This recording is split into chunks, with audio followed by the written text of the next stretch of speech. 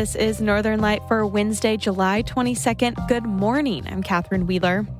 The North Star Health Alliance denounced it's cutting labor and delivery services at the hospital in Ogdensburg. If approved, it could force mothers to drive farther for care. So I'm concerned that we're going to lose moms or babies' lives because we'll save a few dollars. Also on the show, a new amphitheater is set to host year-round concerts on the shores of Lake George after more than 2 years of planning and construction. This is like the center of our life, especially the primary few months out of the year that we get to hear some bands and catch some sun. And we take a tour through the historic Edwards Opera House in St. Lawrence County and get a preview of what's to come for its summer season. All that and more coming up on Northern Light. Stick with us.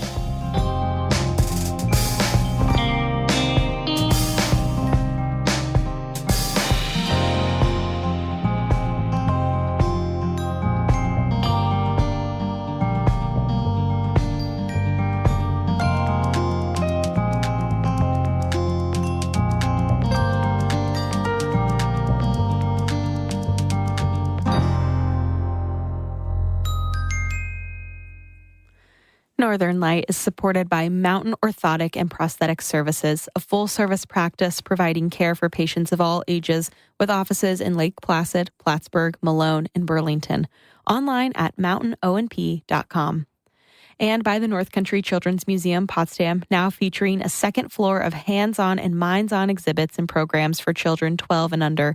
Open Wednesday through Sunday, northcountrychildrensmuseum.org.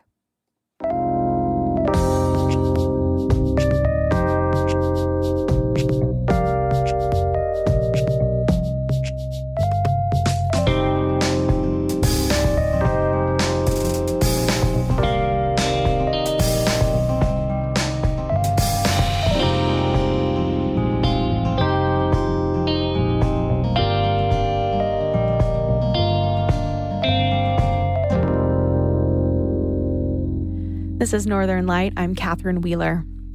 After months of financial turmoil, the North Star Health Alliance announced it's cutting labor and delivery services at the hospital in Ogdensburg. If the state approves the closure, mothers with pregnancies could have to drive almost an hour to give birth. Richard Haller reports.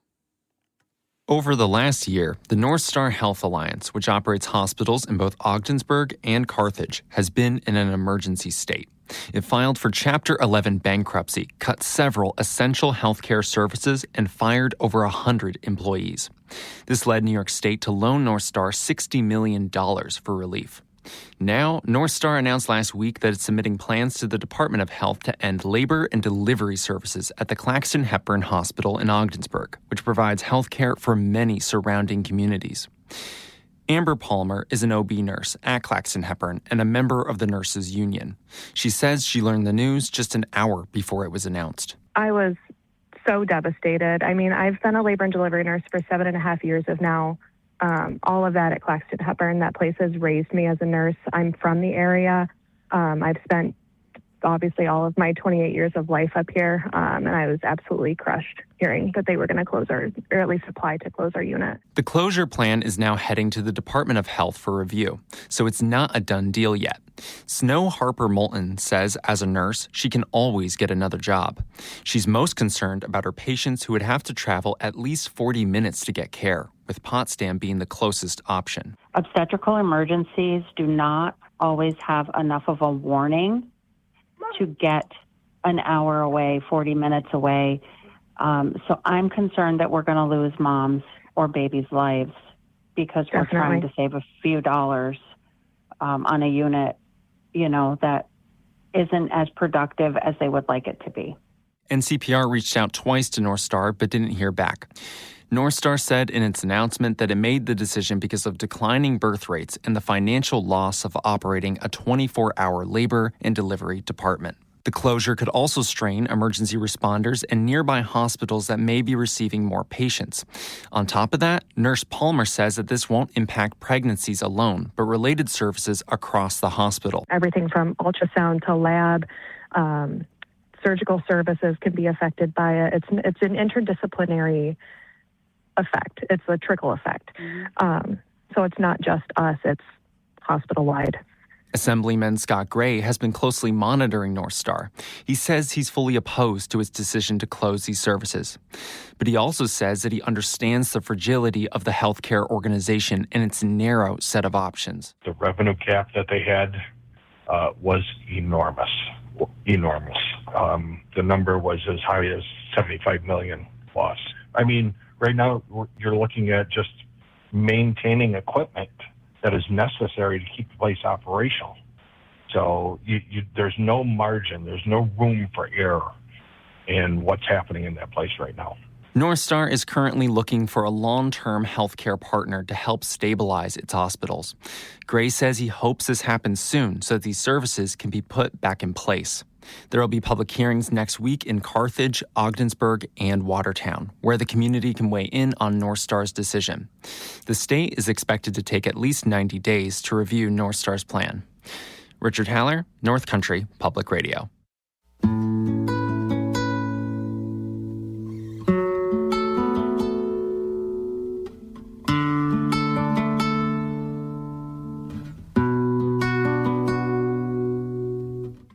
A federal judge in Albany is asking Trump administration lawyers why ICE agents can't do their jobs without wearing masks. The New York Public News Network's Jimmy Vielkind reports. U.S. District Court Judge May D'Agostino called ICE a, quote, double secret force during a hearing over a New York state law that mostly bans law enforcement agents from wearing masks.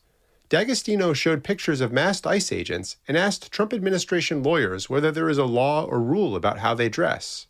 When the lawyers said masks were optional, D'Agostino questioned how banning masks would stop agents from doing their jobs. The Trump administration says states can't regulate the actions of federal agencies. Officials say some ICE agents wear masks because they're afraid of being doxxed and harassed.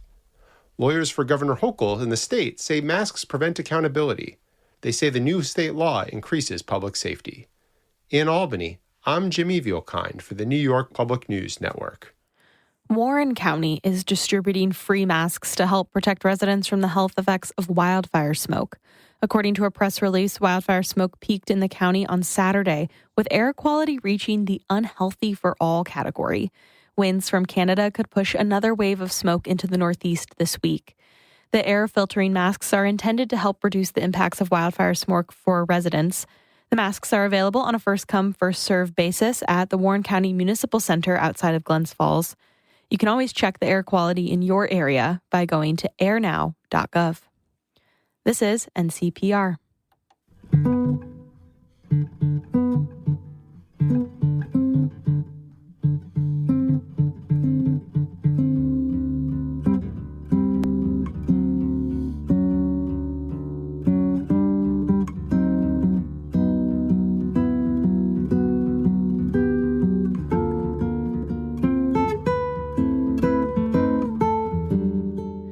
You're listening to Northern Light, only here on North Country Public Radio. It's 8:09. Good morning. I'm Catherine Wheeler. Stick around. We're going to take a tour through the historic Edwards Opera House and get a preview of their summer music season. That's coming up in just a few minutes here on Northern Light. But first, a little music from Paul Myers of Colton.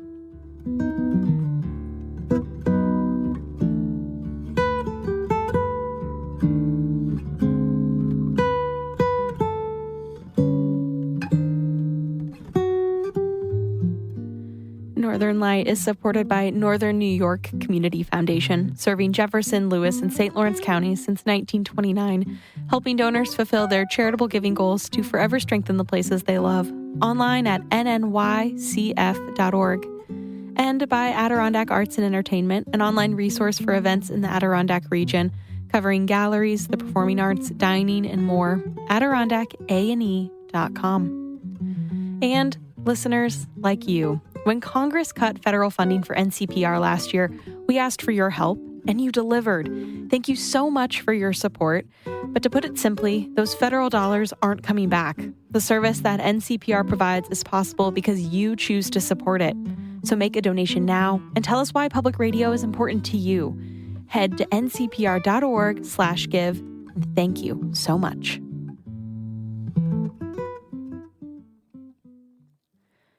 An outbreak of cyclosporiasis has spread to 34 states. Health officials are still working on tracing the exact origin. Customers at a local farmers market in Plattsburgh felt the produce being sold there was safe. The New York Public News Network's Pat Bradley has more.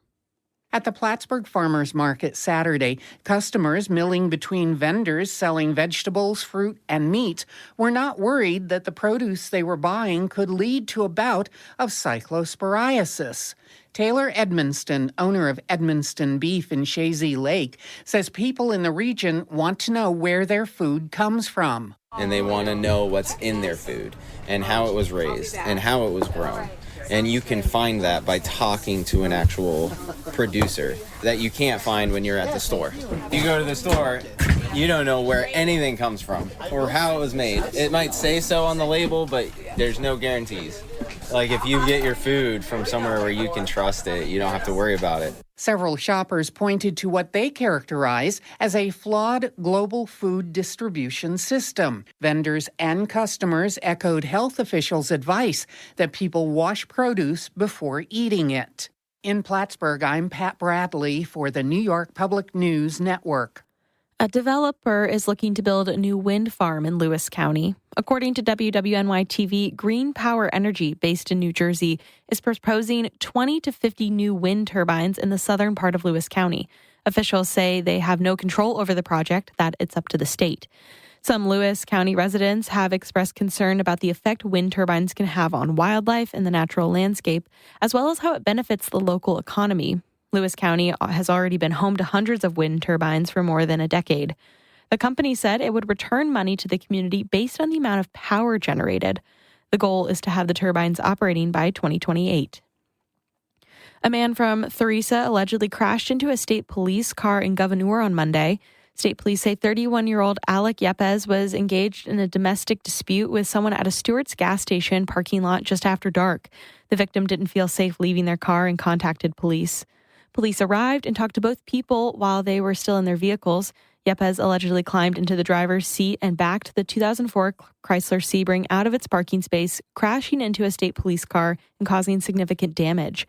He then drove the vehicle at police and fled the scene. Yepes was later taken into custody. He was arraigned in Gouverneur Town Court. No one at the scene was reported injured.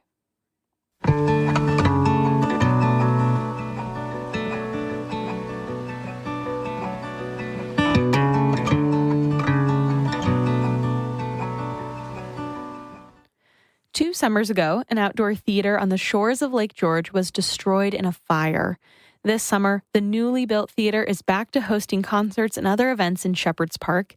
Erin Shello-Levine reports for the New York Public News Network.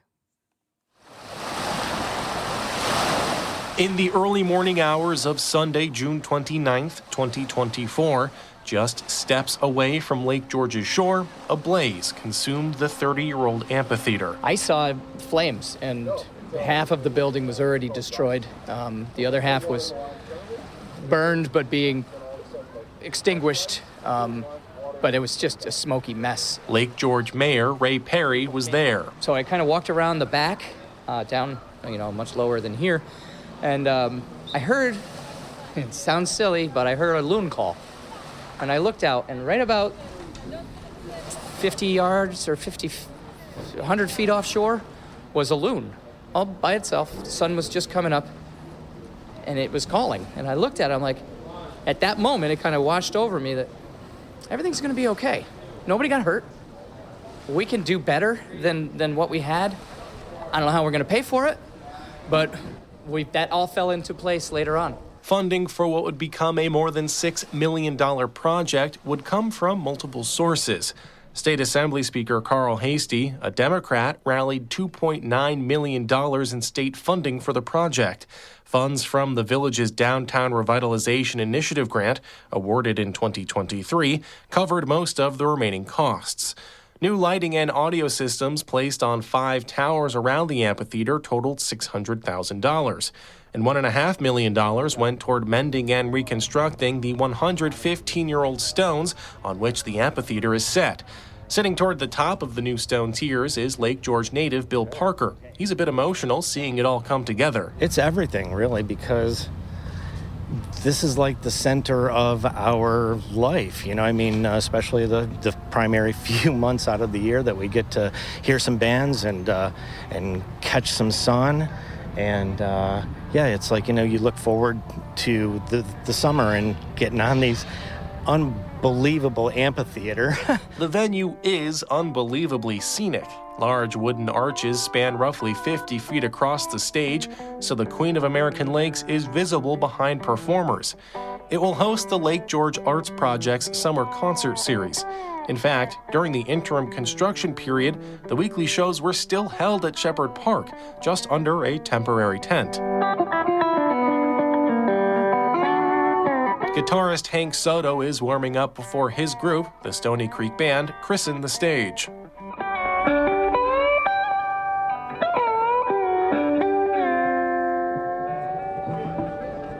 This is the fourth stage we've played on in Lake George. The first one got struck by lightning. Then they rebuilt the one that burnt down. And after the one burnt down, there was a temporary stage that they put up. And this one here makes the fourth, number 4. Through it all, Soto says, his band can't stay away from Lake George. Why does a bear leave his den after winter? You know, it's what we do. We love to play. The lower floor of the stage, which will house a green room and a lift to allow bands to bring stored equipment up a floor without much effort, is, for the time being, incomplete.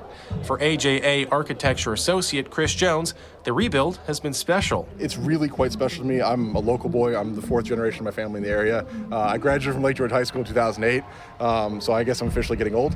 But, you know, it means the world to me. You know, this is ultimately where I graduated middle school. But, you know, it was very sad that the old amphitheater burnt down, and it was a huge blow to the community. But the ability to work with the teams that we did and all the community committees from the village to build something that is going to help, you know, thrive going forward and allow the village to use the space in a multitude of different ways was hugely rewarding. Officials say the finishing touches on the amphitheater are set to be completed by the end of July.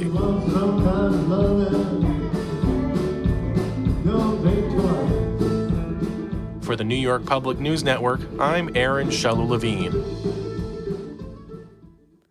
This is NCPR.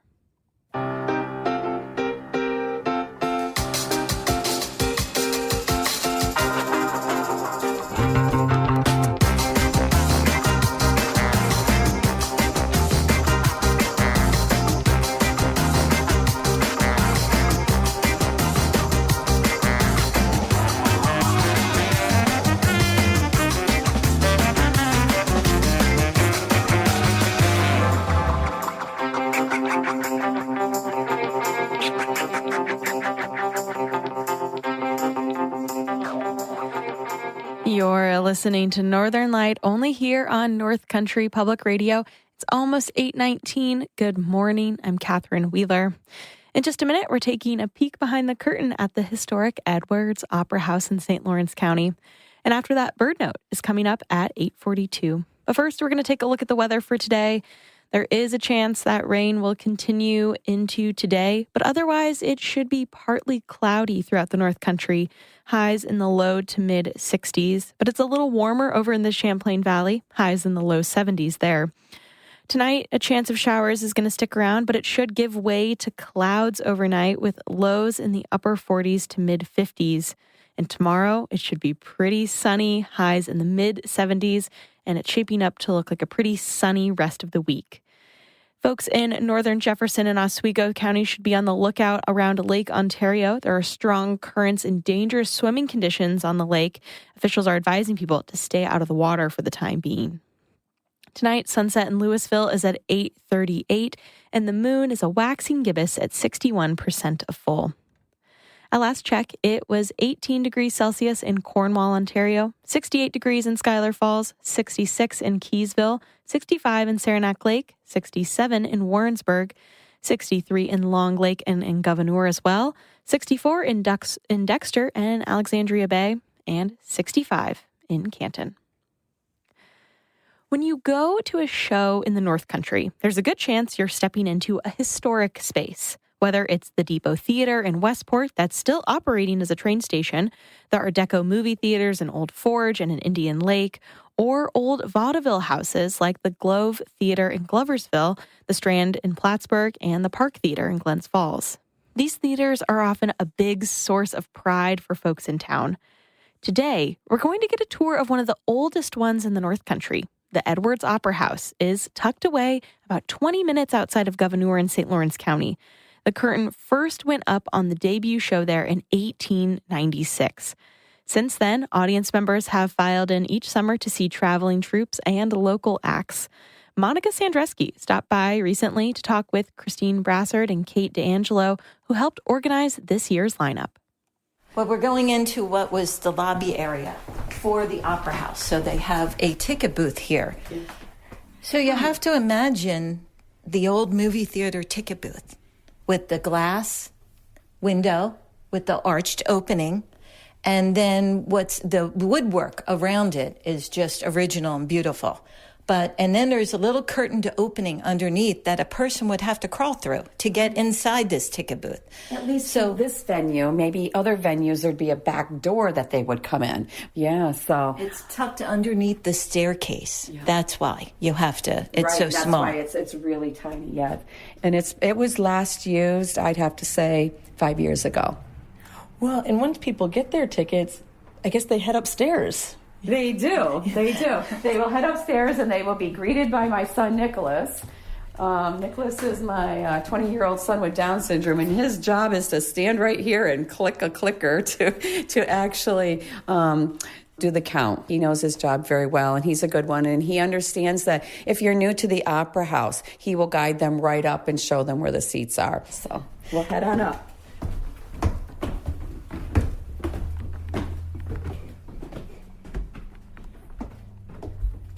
The stairs of the Edwards Opera House is a showpiece. Hand-cut wood, arched beams, and original wooden chairs with wire racks for showgoers to tuck their hats under their seats. The acoustics are resonant. Musicians can play unplugged, and the stage curtain is original. Yeah, you do need to see this. We're about to drop the curtain here. Let's get on this side of it. Done with rope. Just be careful with this. Done with rope. Yep, so we can stand right here. It's not going to hurt anything. Okay, down comes the curtain. So you see what it looks like? It's beautiful. You can see the curtains. It's blue, and it's got this beautiful mountain view with a lake in front of it. Yeah, and it looks like the Adirondacks. Yes, like the landscape is painted onto the curtain here. The landscape, this is all painted on this curtain, hand painted on the curtain. So if you gently touch it, you can feel just gently touch the paint. And how it's on canvas. It's all on canvas, so it's canvas art. Now, let's sneak behind, because behind's what's really cool. Okay, under we go. If we can get under. I'm going to go under. Okay, now look on the back. The back is signed by any artist that has ever played here. Oh, wow. And if you look at some of the dates, it's really cool. You can see underneath all the cursive writing. Oh, this is great. Paul Myers out of Colton, he played here. Oh, yeah. You got the Atkinsons here. The Atkinsons, family band. Oh, yeah, I've seen the Atkinsons play here. I don't know if you guys remember, that band's no longer around, the Conrad Story Blues Band with Chip Lamson. They're no longer together anymore. They played a lot up in the Messina area years and years ago. Oh, here's one. It's funny because they're so faint, it's hard to see. The California Players, 1934. Oh, yeah. There you go. There's one. Mm-hmm. Was there ever an opera company based here at the Opera House? No. We had a performer, was it last summer or 2 summers ago? And he actually sang opera. Remember? He did, yes. And we were all commenting that we finally had an opera singer at the Opera House, and he was so good. It was last year. Yeah, last year. Yep. What is the history of the Opera House? The upstairs was used for high school graduations, traveling vaudeville and theatrical groups, local talent shows, and they did early motion pictures up here. And some of the older generation in the community come here and they say, I remember being a child watching a movie in this theater. And they remember getting popcorn and things like that. And Kate, how did the Opera House become such a significant part of your own story? Okay, my story is a little different. So my husband and I purchased a house up here in 2009 for the goal to retire, so up at Trout Lake. And we lived down in Oneida County, New York. But once we got up here and we heard about the Opera House, and then the very first concert we ever came to was a North Country All-Star concert. Oh. This place was packed. It was sold out. And of course, it had to be like almost 100-degree day. It was so hot. But it was fantastic. And we brought the kids, everything. And we loved it. And then we came to a couple events throughout the years. And then when the Opera House started the singer-songwriter following COVID, my husband and I purchased tickets, the season tickets for the whole season, and came to every concert. And we just loved it. And I was amazed. And I loved what I saw happening. And I just reached out and said, hey, I want to be a part of this. Can I be a part of this? As a way of now me getting used to the community, being part of the community, and getting involved in the community. So, and they let me join the board, and it's been nonstop since. And Christine, you know, when you look at this place and see it, I mean, what does this place mean to you personally? It just means a piece of history. It's just so wonderful to be part of a historical moment. You know, our history is different than what it was before, but it's wonderful to know that those before us laid a foundation that we could still grow on. You know, and to bring music and to bring wonderful togetherness in our community and beyond is really heartwarming to me. Well, Kate, how about for you? I mean, you know, when you see this place and looking around, I mean, what does it mean to you? Why is it important to you? I think when you come up those stairs and you walk in here and you look around, you just get a sense of awe. It's just an amazing place. And for such a tiny little village to have a venue like this available for people to make use of, to come to concerts, to socialize, it just means a lot to me. That was Kate D'Angelo and Christine Brassard with the Edwards Opera House. The Opera House's summer season is underway. You can head out to their next show on Saturday, July 25th. North Country native Bob Perkins, now of Arizona, is bringing his group, the Bobcats, to the stage. And we've got a preview. This is their song, Music Jam Tonight.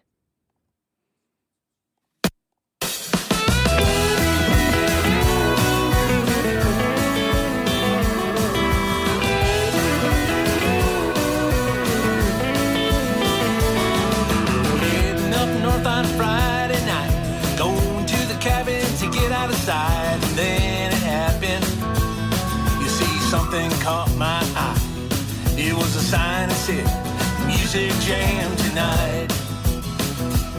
So I dusted off my accent and tried to pick. The old memories came flooding back. But could I really do it? Could I play it again? I had to find out, so I went to Music Jam Tonight.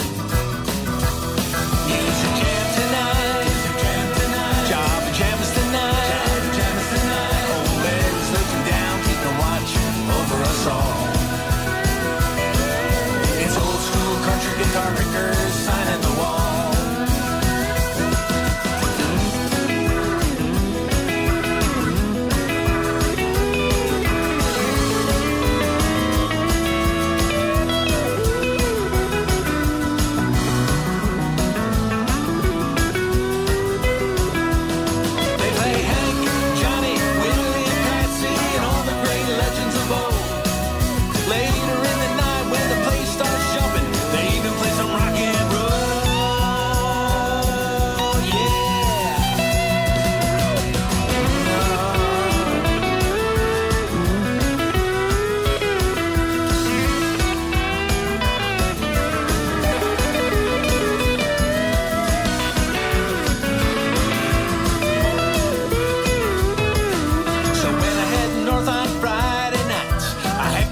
Guitar under the lights at the log cabin hollow.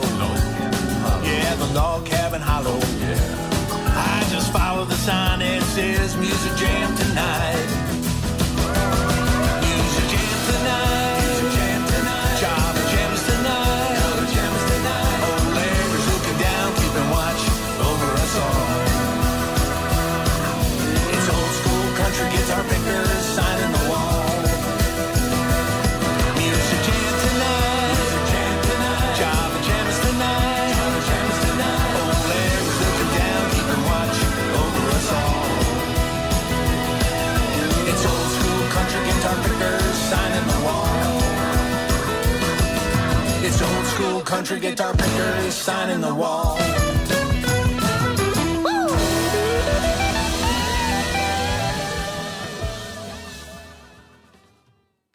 Music Jam tonight from the Southern rock band, the Bobcats. They're doing a tour in the Adirondacks this summer. Their next show is Saturday, July 25th at the Edwards Opera House. That's it for the show. News headlines from NPR are just ahead. I'm Catherine Wheeler. Be well.